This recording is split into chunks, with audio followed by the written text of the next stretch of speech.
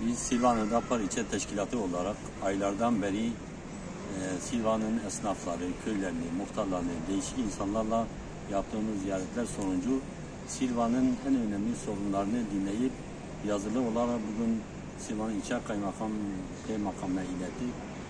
Bu sorunların özellikle Selahattin Mahallesi'ndeki kanalizasyon sorunu, Kasaplar Çarşısı'nın yapımı, uyuşturucuyla mücadele, ilçemizin altyapı ve kanalizasyon sorunu, ilçe pazarın çatısının damlanması, surların etrafının yapılması, ilçemizde şehirleşme planının yapılması, sanayi sitesindeki 6-7 tane sorunu, hayvan pazarının Silvan dışına alınması, bunun gibi onlarca sorunu biz Kaymakam Bey'e ilettik.